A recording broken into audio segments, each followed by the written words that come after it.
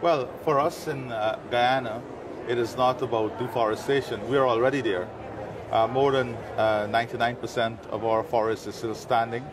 We store more than 20 gigatons of carbon in our forests.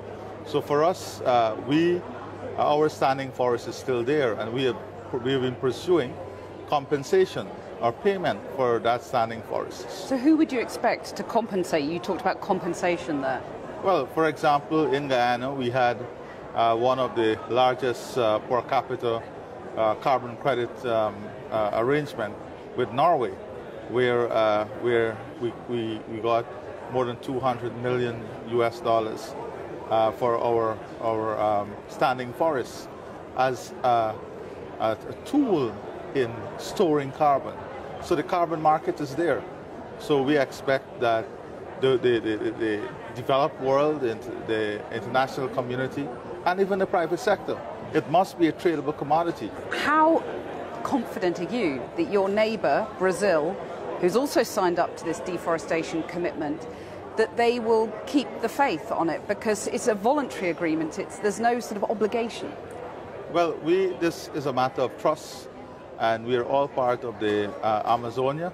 Do you trust Brazil? And yes, I think that Brazil, one of the problems that Brazil has had to face is the expanding agriculture and the clearing of land for agricultural purposes.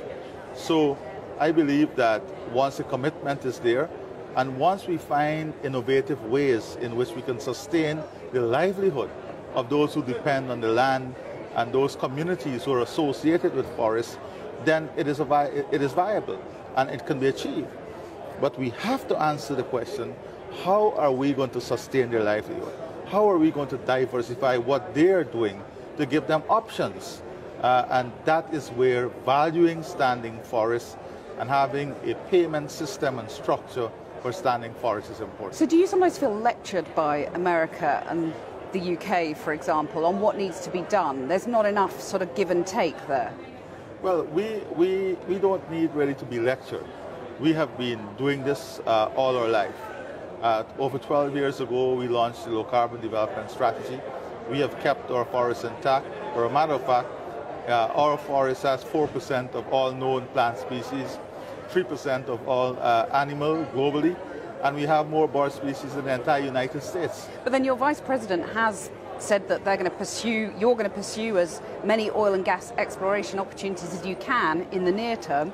Isn't there a hypocrisy there? Not at all. So we have said very clearly, and I said this in my statement at COP, that we are pursuing an energy mix that is going to be sustainable and renewable. In terms of our newfound oil resources, we have made it very clear that we support the removal of subsidy, and we support carbon pricing on the industry itself. But isn't it too late that we need to take urgent action and stop oil and gas, as soon as possible if we're going to stop the world warming beyond 1.5 degrees? Even with the development of our oil and gas sector, we will still remain net carbon sink country.